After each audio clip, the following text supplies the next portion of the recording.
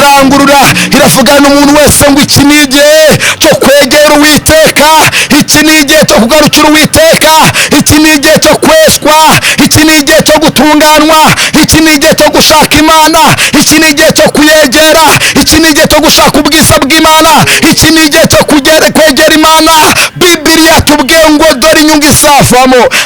Nzanywe no kubwira abantu bikoreye imitwaro igiye itandukanye ko Yesu aje kubatura imitwaro. Ubwo ni ubutumwa bwa mbere. Ubundi butumwa bwa kabiri nzanye ni ubutumwa bwo gufunguza amarembo y'umugisha ku bantu bakunda Imana ndetse n'abantu bafashe umwanya bagasenga ariko bakagenda urugendo rw'ubuzima bakabona umugisha ntabwo biri gukunda.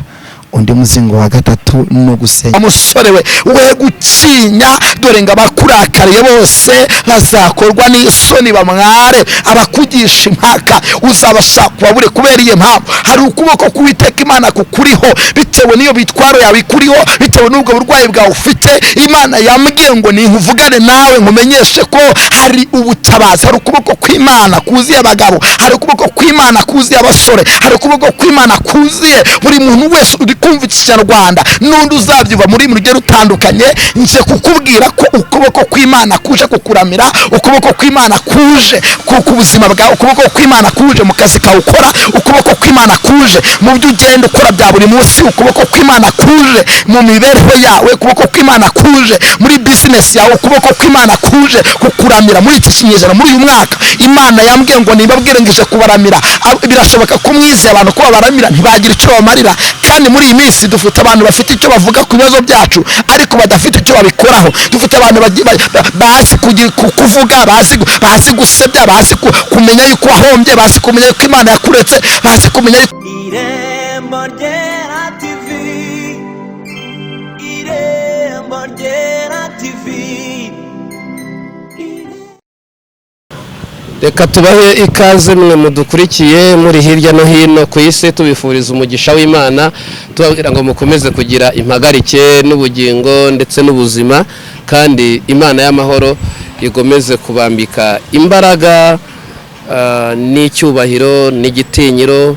Ibyo byose mbivuze kugira ngo abadayimoni batazongera kugutinyuka ukundi, kandi izuba ryo gukiranuka kw'Imana rikurasire, kandi umucyo w'Imana ukwerekeza aho Imana ishaka ko ujya, ariko kandi uyu mucyo w'Imana ugushyire mu nzira y'amahirwe akwiriye. Turi kumwe na profete n'umukozi w'Imana mu kiganiro Imboni y'umuhanuzi.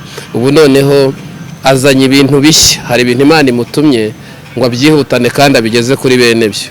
Uri tayari, uriteguye ngo wakire icyo Imana ishaka ko wakira? Yesu arashaka gufata icyo Kristo yagufatiye. Komeza dukurikire mu kiganiro Imboni y'umuhanuzi, kandi wibuke gukora comment na subscribe. Yesu aguhe umugisha. Watangira wibwira abashyashya ba none kuko Irembo Ryera rigira inshuti zihora zunguka. Yego. Cyane ko basanzwe bamwe bamenyera abandi ntibabizi. Irashaka ari umuntu mbonye bwa mbere. Amazina nitwa Profete Rukundo Emmanuel. Ishimye Imana ko inyemereye nkongera nkaza no kongera kuvuga gukomera kw'Imana. Rero nari mbakumbuye, nuzuye ibyishimo byinshi, nuzuye umunezero n'ubwuzu bwinshi bwo kongera kuvuga gukomera kw'Imana. Uyu ni umunsi rero udasanzwe, ni umunsi Imana yatwongereye. Reka mvuge ngo mwakoze kutugira icyizere gutuma twongera tukagaruka hano. Amen. Yego. Amen. Sinzi niba twatangira twakomeza n'ikiganiro cyacu, ariko dushyize imbere y'Imana abantu badukurikiye kugira ngo imbaraga z'Imana zibakore ku mutima, kandi ibyo tugiye kuvuga bibaremere icyo bifuza. Yego. Turagushimiye Mwami wacu Yesu Kristo, usanzwe utwumva, usanzwe ubana natwe, uri Imana izi cyane, kandi uri Imana imenya, uri Imana ireba. Twahuye na byinshi byagombaga kuduhitana, ariko wowe watubereye Imana. Tugize umugisha wo kuvuga gukomera kwawe, tugize umugisha wo kuvuga imirimo yawe. Nyemerera umuntu wese ugiye kudukurikirana ku Irembo Ryera TV, telabosike andostance, abashe kunguka kandi abashe kubona umugisha, aya mabanga yawe ndetse no gukomera kwawe bigira agaciro kubyumvise mu izina rya Yesu. Amen, amen, amen, amen, amen. Ndanezerewe cyane kandi umutima wanjye urishimye. Ni umwanya mwiza Imana itwongereye, nagaye keza Imana iduhaye ko kugira ngo tuvuge gukomera kw'Imana. Mbonera no gushimira Imana yaturinze no gushimira abantu bakunda kudukurikirana ku IREMBO RYERA TV, muri abantu b'agaciro kandi n'abatubwira ko badukunda n'abatubwira ngo courage. Imana igibaho umugisha. Uyu munsi rero ushobora kwibaza ngo mbese niki Imana yaduteguriye kugira ngo uyu munsi wone tuganireho. Nzanywe n'ibintu bitatu byonyine gusa. Icya mbere nzanywe no kubwira abantu bikoreye imitwaro igiye itandukanye ko Yesu aje kubatura imitwaro.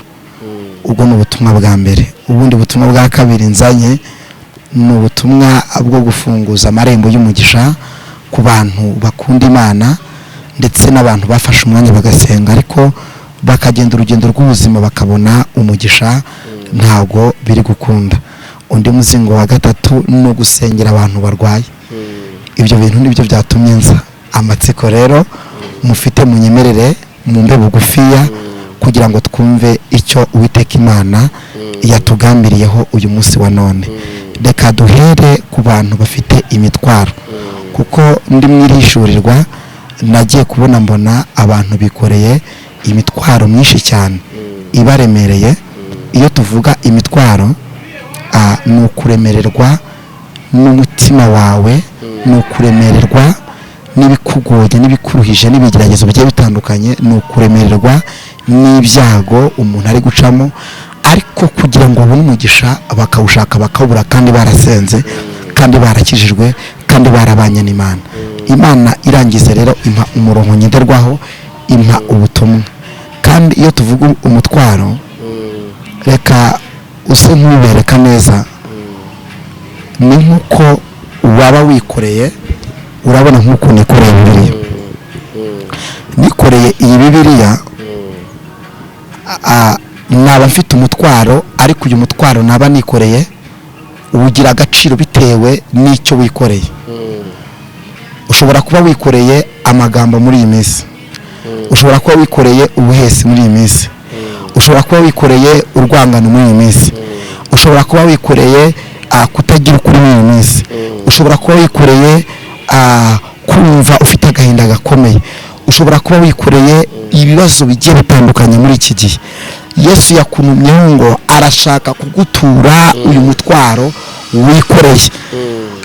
Kandi Imana ibishurira iyekwa yarambwiye ngo abantu benshi bikoreye imitwaro, kandi Yesu afite umugambi wo kubaruhura, kandi Yesu afite gahunda yo kubagirira neza, kandi Yesu afite gahunda yo kubaruhura. Imana ishimwe cyane. Reka dusome amagambo y'Imana tuza gutindaho tukayavuga agiye atandukanye, noneho ndaza kwinjira mu butumwa neza nyirizina. Wowe ufunguye aya magambo unyemerere ntusige nyaboneka tutabanye, kugira ngo bashe kumva icyo Imana yaduteguriye. Turasanga mu gutegeka kwa kabiri mu bice byaho 28. Turaza guhera ku murongo wa mbere turageza ku murongo wa 7. Harabisobanura cyane.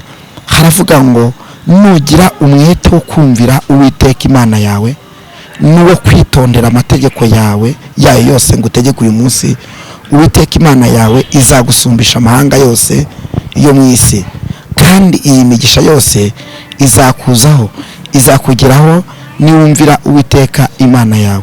Uzagira umugisha mu midugudu, uzawugira no mu mirima, hazagira umugisha imbuto zo mu nda yawe n'imyaka yo mu butaka bwawe n'imbuto y'umutungo wawe, koroka kwawe n'uko imikumbi yawe.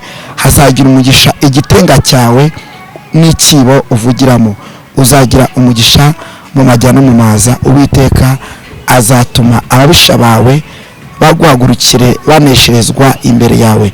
Bazaca mu nzira imwe bazagusanga, baguhunge baciye mu nzira ndwi. Nimwakire neza ijambo ry'Imana. Aya magambo nyahabwa muri iyi minsi nari ndimo ndasenga cyane ko nanatangije n'amasengesho iminsi 21 ndimo ndasenga y'amajoro ndimo ndananyuza kwirasohoza TV. Aya masengesho natangiye umunsi wo, ariko mwirisho ndimo ndasengera nibwo Imana yangendereye impa aya makuru yizewe, irambwira ngo nimbwira abantu ipfundo cyangwa inzira ngenderwaho izatuma babona umugisha. Iyo tuvuga umugisha abantu benshi bakunda kuwukunda, ndetse n'iyo batuyeho umugisha iki kintu bakunda kucyumva, ariko ukanasanga abantu dukunda kuvuga umugisha ariko ntabwo tuzi gukorera umugisha. Iki nacyo Imana ikimbwira, yarambwiye ngo tuve mu bantu bavuga umugisha, ahubwo twinjire muri kategori yo mu bantu bakorera umugisha, mu byo dukora, mu byo tuvuga, mu byo dutekereza. Ijambo ry'Imana naryo rije riduhereza umurongo ngenderwaho, ni nkaho navuga ngo ni urufunguzo rugiye gufungura kugira ngo Imana igukureho umutwaro wikoreye muri iki gihe, muri uyu mwaka, muri uku kwezi, muri iyi saha, n'ahantu ugiye uri kunyumva. Bibiliya tubwiye ngo nimugira umwete wo kumvira Uwiteka Imana yanyu, n'uwo kwitondera amategeko yayo.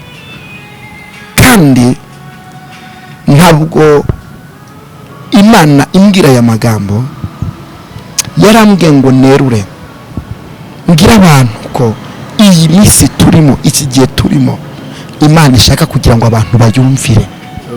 Nituyumvira umugisha wayo dushaka tuzawubona, kandi iyi migisha Imana izayifungura. Ijambo ry'Imana ribisobanuye neza, rivuga ngo uzagira umugisha mu majya n'amaza, uzagira umugisha mu midugudu, uzagira umugisha aho utuye, uzamugira umugisha aho ukorera, uzagira umugisha ku bana, uzagira umugisha aho ngaho utuye usenga Imana, uzagira umugisha mu byo ukora bya buri munsi. Ijambo ratubwiye ngo nimugira umwete. Fundo rya mbere ryo kugira ngo Imana igukureho umutwaro ukube uremereye, ni ukugira umwete wo kumvira Uwiteka Imana yawe. Ndimo ndakangurira uyu muntu uri kunyumva, Imana ivuganye nanjye ngo nikubwire ngo iki ni igihe cyo kumvira Uwiteka, iki ni igihe cyo kugendana n'Imana, iki ni igihe cyo gusenga Imana, iki ni igihe cyo gukora ibyo Imana ishaka, iki ni igihe cyo kongera kugaruka ku rufatiro, iki ni igihe cyo kongera kwegera Imana. A distance alone. Bibiliya ivuze ngo Uwiteka Imana yawe izaguha umugisha mu gitengo uvugiramo. Abakurakariye bose uzabasha kubabure, abakugisha impaka uzabasha kubabure, abakuvuga nabi rwihishwa uzabasha kubabure. Ndimo ndumva mbwira uyu muntu uri kunyumva, mwene data uri kunyumva, Imana yakunumye aka kanya ngo irashaka kuyumvira. Imana ishimwe, irashaka kugira umwete wo kuyumvira, irashaka kugira umwete wo gusenga Imana, irashaka kugira umwete wo kubana nayo, kuko uyu mutwaro ukugose w'icyaha urakurwaho no kumvira Imana. Uyu mutwaro w'ubukene Imana yambwiye ugose abantu, Uwiteka Imana arawubakuraho nimujya umwete wo kumwumvira. The unscoping alive. Uyu mutwaro w'uburwayi bw'igihe kirekire umaranye iminsi myinshi, nugerageza kumvira Uwiteka Imana no kwitondera amategeko yayo, ndakurahiye ubu burwayi burarangira. Imana ishimwe, nugira umwete wo kumvira Uwiteka Imana, uyu mutwaro w'inyatsi wo kutakira uyu Uwiteka Imana arawugukuraho. Kandi iyi Imana dukorera, unyemerere uyumvire, numara kuyumvira nayo ifite umugambi mwiza wo kukugirira neza, nayo ifite umugambi mwiza wo kubana nawe, nayo ifite umugambi mwiza wo kuyegera, nayo ikagira ibintu igukorera. Ese ufite umutwaro w'amagambo wakuboshye? Ese ufite umutwaro wo kutegera Imana? Ese ufite umutwaro wo kuvuga Imana nabi? Ese ufite umutwaro wo kwiheba? Ese ufite umutwaro w'agahinda kuko ukuruhije uwo mutwaro ukugoye? Yesu afite gahunda yo kukuruhura. Bibiliya yabisobanuye ngo nugira umwete. Imana irashaka kugira umwete wo kumvira Uwiteka Imana yawe, n'uwo kwitondera amategeko yayo Imana igutegeka uyu munsi. Bibiliya yabisobanuye ngo icyambere uzagira umugisha mu midugudu, uzagira umugisha mu majya n'amaza, uzagira umugisha mu byo ukora, uzagira umugisha mu mirima, uzagira umugisha aho utuye. Imana irashaka kugira ngo iguture umutwaro, nirangiza igupfundurire iripfundo ry'umugisha urandaranda, umugisha uzagira no ku bana bawe, umugisha uzagira no kuba gukomoka, umugisha uzagira no mu itorero usengeramo, umugisha uzagira no mu kazi kawe ka buri munsi. Imana ishimwe cyane, Imana ihimbazwe cyane. Uwiteka Imana arimo arambwira ijambo, yarambwiye ngo nibutse abantu mbabwire ngo ko Yesu nta kintu kiba kimunanira, ko Yesu nta kintu na kimwe adashoboye, ko Yesu dukwiye kongera kumugirira icyizere mu bugingo bwacu n'imitima yacu, n'ibyo dukora, n'ibyo tuvuga, n'ibyo dutekereza, naho tugenda. Nawe yiteguye cyane kubana natwe. Birashoboka ko ukimara kumurikira aya magambo wumvise nawe hari umutwaro ufite, hari umutwaro w'ibyaha ufite, hari umutwaro w'amagambo ufite, hari umutwaro wo kutagira ukuri ufite, hari umutwaro wo kwiheba ufite, hari umutwaro w'agahinda ufite, hari umutwaro wo kunyobya bwenge ufite, hari umutwaro w'ubusinzi ufite, hari umutwaro wo kutagira ukuri ufite, hari umutwaro w'umbega wo kugira ishyari, wo kugira inzika, hari umutwaro w'uburwayi ufite. Nyemerera ntugende utabyanditse muri komantere, uvuge ngo Yesu nduhura uyu mutwaro wanjye mfite, Yesu mbohora uyu mutwaro wanjye mfite. Ubera ko uwo mutwaro ufite Yesu yiteguye kukubohora. Uri kunyumva uri hatandukanye, uri kunyumva uri mu bitabo bitandukanye. Yesu yakunumye arambwira ngo aje kukuruhura, aje kugukuraho uwo mutwaro. Iri ijambo ndihabwa, Imana yambwiye ngo harimo abantu bamaze igihe kirekire basenga, bafite amarira, bafite agahinda, bibaza ngo mbese Imana yangiriye, mbese Imana yanjye izagiza ryari, izantabara ryari. Nabonaga bafite amarira, nabonaga bafite agahinda, nabonaga bafite umubabaro, ariko Uwiteka Imana arambwira ngo nimbabwire ngo aje kubaruhura uwo mutwaro mufite, aje kubarengera, aje kubaruhura, aje kubaha umugisha, aje kubagira neza, aje kubana namwe, aje kurwanya ibarwanya. Imana ishimwe cyane, Imana ishimwe cyane. Nibwo gahitamo ampa aya magambo yandi usanga muri Yesaya, ariyo nza gufata umwanya, ndaza gufata umwanya muremure cyane. Noneho ndimo ndasenga, sengera isi yose, abantu barwaye, abantu baruhijwe n'indwara zikomeye, abantu bafite ibigeragezo byababase, abantu bafite intambara zibaruhije. Aba bantu unyemerere uze kuba bugufiya, kuko ndaza gutinda cyane mu mwanya w'amasengesho nimara gutambutsa ubutumwa bw'ijambo ry'Imana Imana yampaye, biherekejwe n'ubuhanuzi bw'icyo Imana yifuza gukora ku isi yose. Imana ishimwe cyane. Nibwo Imana yampaye amagambo meza ari muri Yesaya, inyungu noneho y'abantu bari kumvira Imana, kuko abumvira Imana nabwiye ko icyambere Imana igiye gukora, igiye kubakuraho imitwaro y'ibyaha, imitwaro y'ubuzima bubi, imitwaro y'ubukene, imitwaro y'inyatsi, imitwaro ya karande, ku bantu bagiye kugira umwete wo kumvira Uwiteka Imana. Noneho tugize mu nyungu y'uburyo Imana y'Imana igiye gukora nayo, ni imisiyo y'Imana yiteguye kuzabakorera namwe bitewe nuko mwagize kuyumvira. Turabisanga mu buhanuzi bwiza bw'umuhanuzi witwa Yesaya, ibice 41, ndahera ku murongo wa 11. Haravuze ngo dore abakurakariye bose, mama, papa, bazakorwa n'isoni, bamwara. Abagutonganya ni ukuri ngo bazahinduka ubusa, niko Imana ivuze, ndetse bazarimbuka. Abakugisha impaka, Bibiliya iravuze ngo uzabashaka ubabure, kandi abakurwanya bazahinduka ubusa, babe nk'ibitariho. Imana ihinduye ubusa by'abantu bari kukurwanya. Imana ishimwe. 13, kuko njye Uwiteka Imana yawe nzagufata ukuboko kw'iburyo, nkubwire ati witinya, ndagutabaye. Ahantu bageze Imana ambwira ngo mwe gutinya, Imana ije kubatabara. Abari hirya no hino, mwe gutinya, Imana ije kubatabara. Abadafite ubuzima bwiza, mwe gutinya, Imana ije kubatabara. Abarwaye, mwe gutinya, Imana ije kubatabara. Zeni and fenima askanse, mwe gutinya, gutinya Imana ije kubatabara. Abantu bamaze igihe kirekire bari gusenga mu butayu, bari kugenda mu misozi itandukanye, babuze kirengera, babuze kivugira, mwe gutinya Imana irabatabara. Abarwaye kanseri mwe gutinya Imana irabatabara. Abarwaye imivuduko mwe gutinya Imana irabatabara. Abarwaye munda mwe gutinya Imana irabatabara. Abarwaye amagufwa mwe gutinya Imana irabatabara. Abarwaye amaguru mwe gutinya Imana irabatabara. Ni kuwiteka avuze. Abatagira kirengera mwe gutinya Imana irabatabara. Abadafite uwabitaho uri kunyumva uratandukanye, we gutinya Imana iragutabaye. Shekita labosanse kandi ukumuri kumurikira hari n'indwara ziri kugenda zirangira muri kino kiganiro, mwe gutinya Imana irabatabaye.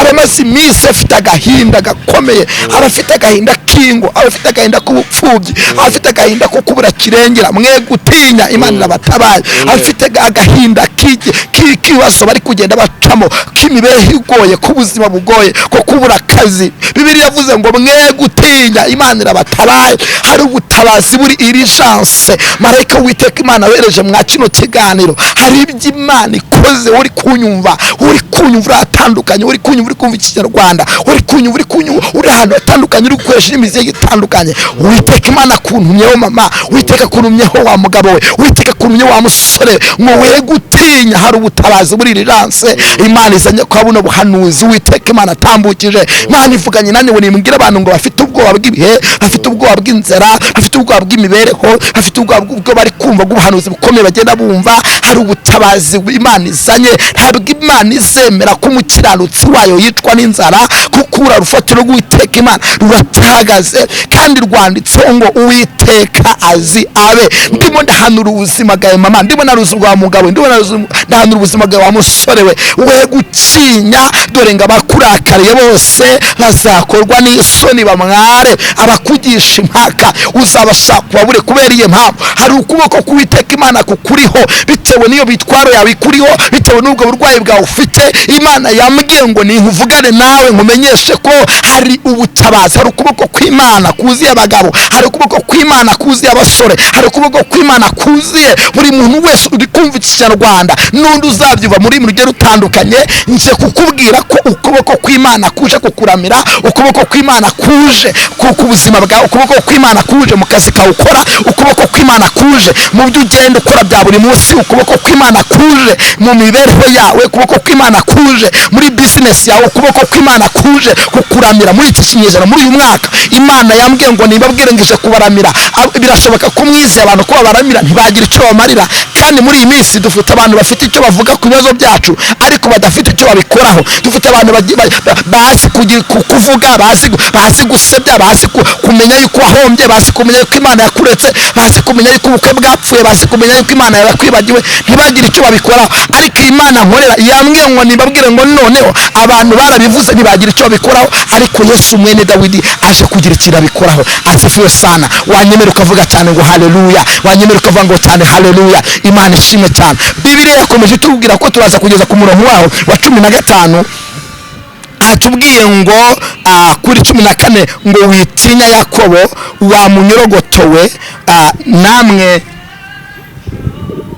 ngo namwe bagabo b'Abisiraheli ninjye uzagutabara, ni kuwiteka avuga, kandi niwe uwera wa Isiraheli umucunguzi wawe. 15 dore nzakugira umuhuzo mushya w'ubugi ufite amenyo, uzahuza imisozi ukayimenagura, n'udusozi ukazaduhindura nk'ibishingwe. Imana ishimwe cyane. Bibutse ko turi mu buhanuzi bwa Yesaya 41 ku murongo waho twahire ku murongo wa 11. Aya magambo Imana yampaye akomeye cyane. Tugeze 16 haravuze ngo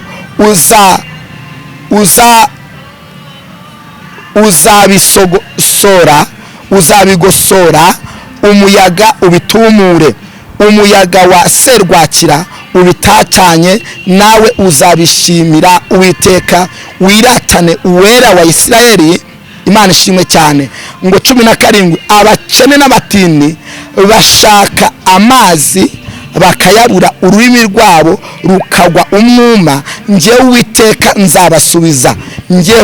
Njyeweho Imana ya Isiraheli sinzabahana, Imana ishimwe, sinzabahana, nzazibura imigezi mu mpinga y'imisozi n'amasoko mu bikombe hagati y'ubutayu, nzabuhindura ibidendezi by'amazi, n'igihugu cyumye nzagihindura amasoko. Nimwakire neza ijambo ry'Imana. Imana iganire nanjye n'abakene n'ab'Imana ibavuzeho. Iravuze ngo namwe bakene Uwiteka Imana azabagarukaho, namara kubagarukaho azabarengera rwose, kandi kubarengera rwose azakora iby'imiryango itabakorera, iby'inshuti zitabakorera. Imana yo mu ijuru izanye ubutabazi ku buzima bwanyu, izanye ubutabazi ku buzima bw'abadafite shinge na rugero, izanye ubutabazi ku bantu baruhijwe n'ibibazo n'intambara n'amakuba n'ibyago n'ibibazo bigiye bitandukanye. Imana izanye ubutabazi. Nabonaga abantu bari kurira, nabonaga abantu bafite intambara, nabonaga abantu barushye, nabonaga abantu badafite kirengera, bari kwibaza ngo Imana yangiriye, bari kwibaza ngo Imana yanjye yagiye he. Ariko Uwiteka Nyiringabo arambwira ngo ninongere ndangurure mbwira abantu ngo Imana yo mu ijuru ije gutabara abantu bayizeye, ije gutabara abantu bayikomeje, ije gutabara abantu bayiringiye, ije gutabara abantu bayiringiye bakayikomeza mu byago no mu makuba. Izina ry'Uwiteka Imana nirihabwe icyubahiro cyane. Ijambo ryatubwiye ngo dore abakurakariye bose ugiye kubashaka ubabure. Imana iravuze ngo mwe gutinya, irabatabara. Ni ijambo ry'umugisha, ni ijambo ry'ubutabara, ni ijambo ryo kurengerwa n'Imana. Imana impaye amagambo yarambwiye ngo nimbwira abantu ngo iki minsi turimo nubwo muri kubona ikomeye, ariko abayo bari mu kiganza cy'Imana. Abayo ntabwo basigera banyeganyezwa. Imana ishimwe cyane. Abayo ntabwo basigera bamwara, abayo ntabwo basigera bakorwa n'isoni, abayo ntabwo basigera bahungabanywa n'inkubi y'umuyaga. Imana ishimwe cyane, Imana ihimbazwe cyane, Imana ishimwe cyane. Ipfundo ni rimwe, ni ukubanza ukwemerera Yesu akagutura uwo mutwaro, ni ukwemerera Yesu akagutura uwo mutwaro wikoreye, uwo mutwaro w'amaganya, uwo mutwaro wo kumva ko Imana yakuretse, uko Imana imishurira aya magambo. Yarambwiye ngo abantu benshi bafite imitwaro ibaruhije, kandi ntabwo bashaka kugira ngo Yesu abaruhure imitwaro yabo. Iki ni igihe cyanyu cyo kubwira Yesu kugira ngo abature imitwaro. Imana ishimwe cyane, Imana ihimbazwe cyane, Imana ibaha umugisha kuba mwumvisha ubutumwa. Tugiye kujya mu kanya no gakomeye ko gusengera abarwayi bo ku isi yose. N'abantu ngo babuze isengesho bakavuga ngo Mana uri he, Mana ntabara. Kandi Uwiteka yaramwe ngo uzabikurikira wese urwaye azakira. Hari ibitangaza Imana izakorera mwari no sengesho. Ngiye gusenga, ngiye gusengera abantu bose batuye isi. Imana ishimwe cyane. Tujye gusenga Imana. Nyemerera ahantu uri noneho wizere ko Imana igiye gukora ibintu bikomeye. Wizere ko Imana igiye kubohora ubuzima bwawe. Wizere ko Imana igiye gukiza indwara yawe. Wizere ko Imana igiye gukora imirimo igiye itandukanye. Imana yarambwiye ngo wowe uri kunkurikira, indwara yose urwaye, iri ni isengesho. Imana yarambwiye ngo niryo gutakira abarwayi b'isi yose, ni isengesho rigiye gukiza abantu bari mu bihugu bigiye bitandukanye, abarwaye amakanseri, abarwaye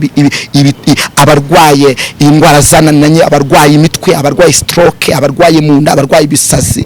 Iri sengesho umuntu wese uzaryohereza arwaye, Imana irambwiye ngo izamukiza. Hari ikiganza cy'Imana, hari imbaraga z'umuriro zigiye kurikoreramo, kandi Imana yiteguye gukora imirimo ikomeye cyane.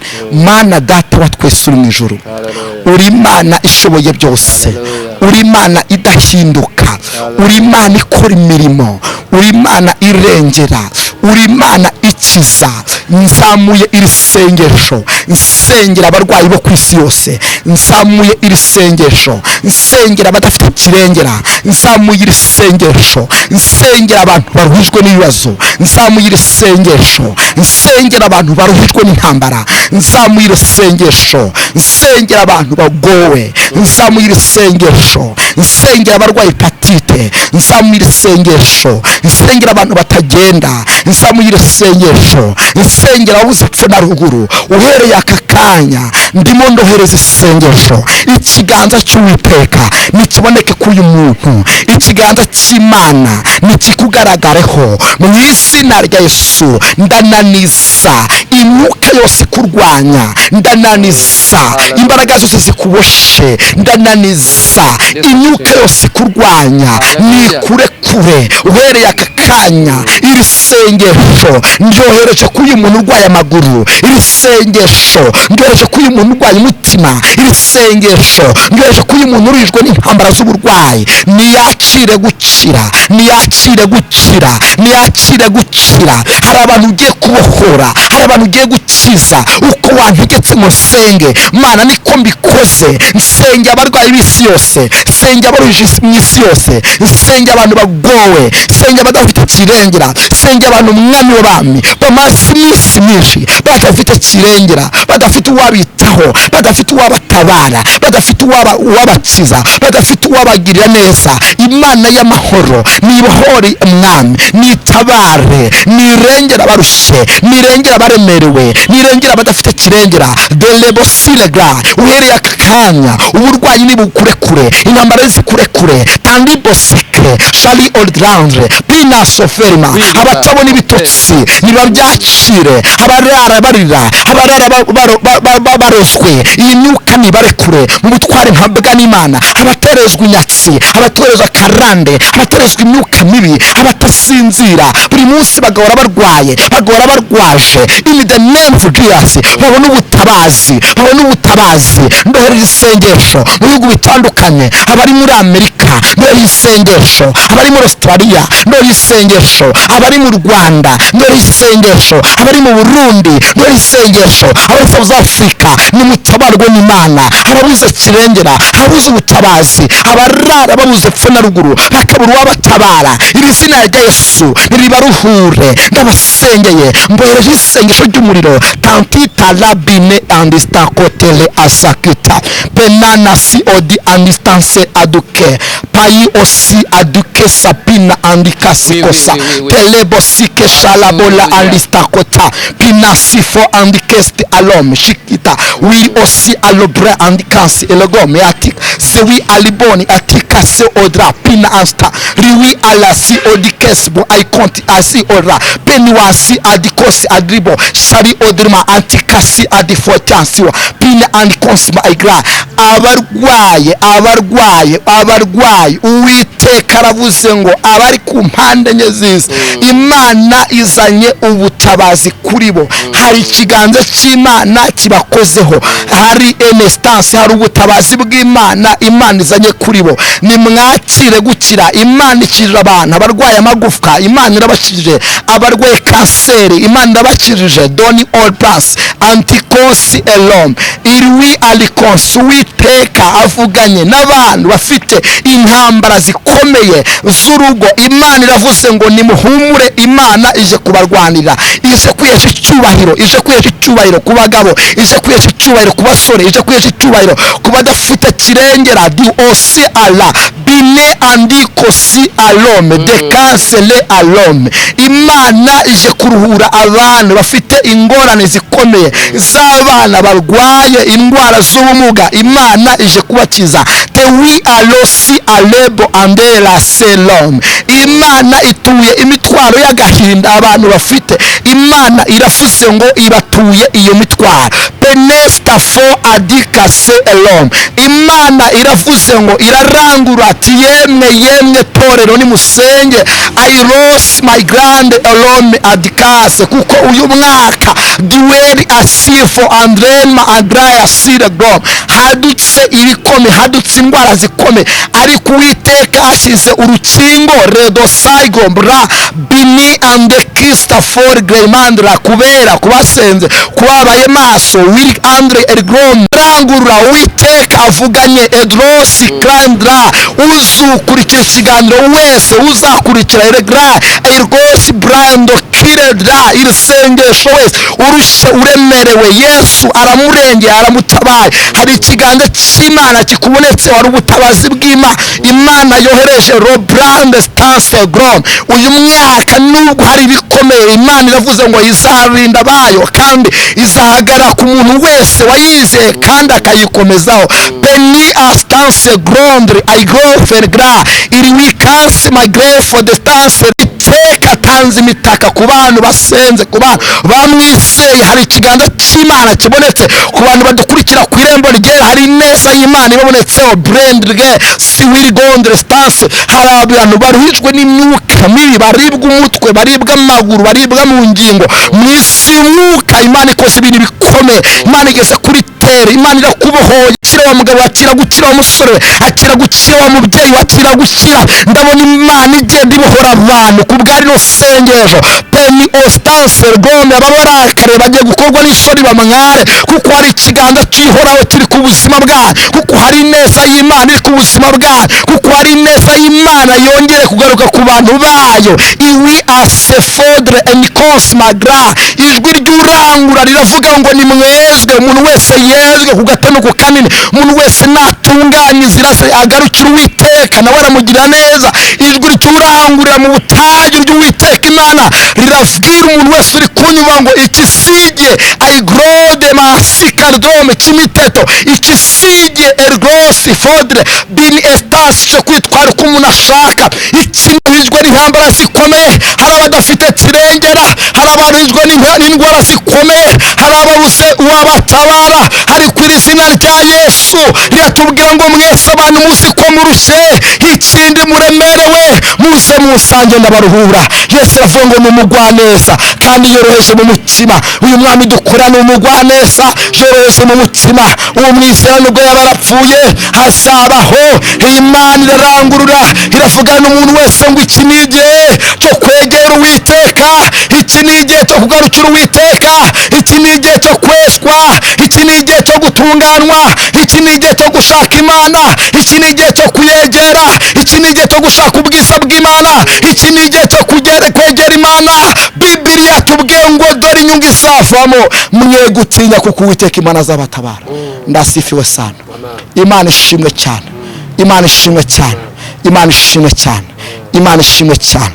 Nyaboneka Uwiteka ukomeze abantu badukurikiye, ubatabare kandi ubarengere uko wabintegetse ngo masengere. Nanjye ndabasengeye umuntu wese wishwe, umuntu wese ugowe, umuntu wese ubuze kirengera, umuntu wese uzamutabara. Yegera izina rya Yesu. Muhuje n'ibye, muhuje n'umugisha, muhuje n'ibitangaza, muhuje no kubona Imana, muhuje no gukizwa, muhuje n'imbaraga z'Imana, muhuje n'amaraso ya Yesu Kristo, muhuje no kubona Imana, muhuje n'ibye, muhuje no guseka, muhuje no gukira indwara, muhuje no kubohoka, muhuje n'imbaraga z'umuriro, muhuje no kubana n'Imana, no kongera kubyuka akegera Imana, no kongera kubyuka agashakisha Imana. Erestance ergom aitosi ale adikans iwe adomi andra sawi ostifo adra aikos bin offense. Hari imfunguzo eshatu Imana iguhaye wowe uri kumurikira. Urufunguzo rwa mbere ni urufunguzo rw'ubutsinzi, urufunguzo rwa kabiri ni urufunguzo rwo gukingirwa indwara z'ibyorezo, urufunguzo rwa gatatu ni urufunguzo rukwinjiza mu mugisha wawe. Imana igiye kugutabara, Imana igiye kukurengera, Imana ije kuguhoza amarira, Imana ije kubikora vuba. Nyemerera ahantu uri uvuge cyane ngo amen, amen, amen, amen, amen, amen, amen, amen, amen, amen, amen, amen, amen. Dusoje gusenga nkuko Imana agiye ikora bikurikiranye. Ndasigaje umuzingo umwe wonyine, narangiza ngatuza tukazongera tukabonana. Ubundi butumwa bwa gatatu Imana yambwiye nuko Imana yambwiye ngo irashaka ko abantu bongera kugira urukundo. Imana irashaka ko abantu bongera bakagira urukundo mu byo mukora, mu byo mutekereza, mu byo mushaka ko Imana yabakorera, mu migisha mushaka ko Imana yabaha. Uwiteka arashaka mwongera mukagira urukundo, kuko abantu benshi urukundo rw'Imana bari bararetse, abantu benshi urukundo rw'Imana bararwibakiwe. Ariko Yesu yambwiye ngo nkubwire ngo arashaka kugira urukundo kandi ukagira n'umuhati wo kongera gusenga. Ndagutangariza wowe nkurikiye wabanaga natwe mu magambo y'Imana, Imana duhaye, Imana iguha umugisha mwinshi, Imana ikurengere kandi wakire gukira, wakire gukurwa uwo mutwaro wari ufite, wakire kongera kugira urukundo rw'abana b'Imana. Imana uko yabimpaye niko nibahaye.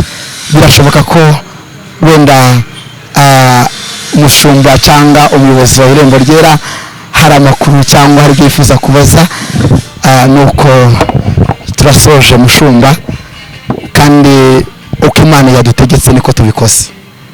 Yego. Reka tubashimire ko bikoze neza kandi mushohoje icyo mwanditse. Yego. Cyangwa se Imana yabatumye. Yego. Yabatumye ubutumwa butatu bwonyine. Wongeye kutwibutsa icyambere kwa icyambere nuko Imana ije gukura abantu imitwaro. Abantu kuki umuntu ashobora kutwumva akibaza ngo nibiki abantu bikoreye. Icyambere navuga mu bintu byinshi, ariko kuko Imana imbwira ngo imitwaro yambye imitwaro igeze kuri 7. Umutwaro wa mbere n'uw'ibyaha, uwa kabiri n'ubukene bukabije, uwa gatatu n'ubunyatsi, uwa kane n'umutwaro w'ishyari n'ubugome, uwa gatanu n'umutwaro w'ubuzima bubi. Yego. Uwa gatandatu umutwaro Imana yambwiye ngo ije gukuraho abantu n'umutwaro w'ubwoba bw'umutima. Uwa karindwi n'umutwaro wo kwibagirwa Imana no kutayubaha. Iyo mitwaro Imana yambwiye ngo ije kuyikuraho abantu, kuko yabonye gusenga n'abantu barabivuze ubwabo barabitangaza, bumva ko baremerewe. Mu ijuru haba inama yo kugira ngo baze gutabara abantu baruhijwe n'iyo mitwaro. Yego. Abantu ibyo bintu uvuze byose mu by'ukuri nanjye mbyumvise biriho. Abantu bararemerewe n'ibyaha, barafite ubwoba bw'ejo hazaza cyane, abantu barakomerewe ku kintu kimwe cyangwa ikindi. Yego. Ariko